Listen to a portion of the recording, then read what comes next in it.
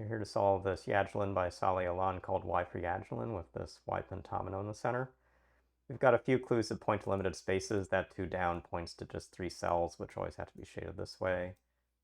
This 2 to the left clue now has 2 blackened cells to place, but we actually have a square like this that can't be shaded. It would isolate the cell below. So we got to put this into the grid, and got this 2 to the right that's going to take I guess both of these cells, like it'll be an either or here. This 2 coming up is like that, but here we have again a case where if I shade this cell, I'm going to isolate a cell in it, so this bottom option is forced here. We now have enough in the grid. This 3 down becomes useful, so I've got 3 cells up top where I can put a maximum of 2, and I got this 1 cell down here where I can put a second shading, and so putting in what's known to be forced, I get these into the grid. I now can think a little bit about the 2 options here. This one up above is going to make this into a 3-way cell. It's going to have to come to the left, but also come down. And so around ends where you put in progress, seeing that shading near a diagonal cell that's got pins and has to go both ways is bad. So we have to dodge shading that cell. That actually puts this in the grid. We've got 2 loop ends that look like they don't want to connect, but we don't know enough yet about where they might connect. But coming back to this 2 left clue here, we're going to see that we have formed those loop connections, which opens up this space to come through. 2 up here can't take this cell because it would isolate too much in the grid, but I can take the bottom. We get this. We've still got this 1 down clue to think about and this 2 up clue to think about, and that's really it, like everything else we marked in the grid, but we can at least use the note we put in for this 2 up here. If this was shaded here, we're now again diagonal to an end that's going to have to come down and over. We're making a 3-way junction. So if you're not used to seeing this pattern, probably through this week of puzzles, you'll get very used to seeing the pattern because it's used in a lot of the spaces.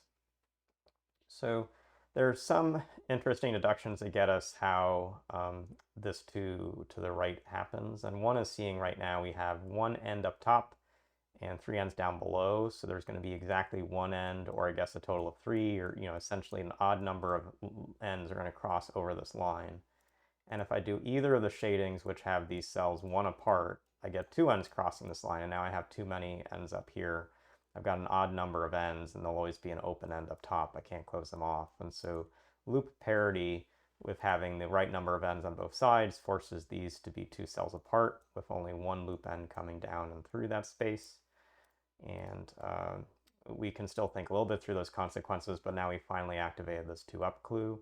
It could take this square, that looks fine. It can't take both of these squares though. That's going to make a 3-way junction to this cell, as you'll see. So I can shade as many as 1 up here, always shade 1 down here.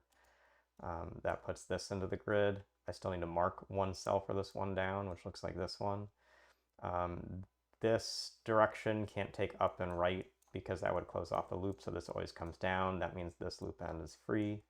Puts this into the grid. This loop end chases up. This chases up. We've got to put the blackened cell for the 2 up clue, and then just completing the last space finishes the grid.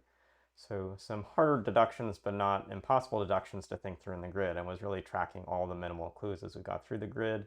Notations of either or squares would hopefully highlight cells that you need to dodge and not use, and then different places where forming 3-way junctions by shading a certain kind of cell would eliminate other things. That got us all the way through the left side of the grid, and then the right side of the grid was thinking about loop end parity across this divide. Particularly this 2 to the right clue would have a real issue if we had 2 ends crossing this, but it's just fine when only 1 crossing happens across that space. So I hope you learned something about how to think through Yajilin constraints in different ways, and we'll see you again soon.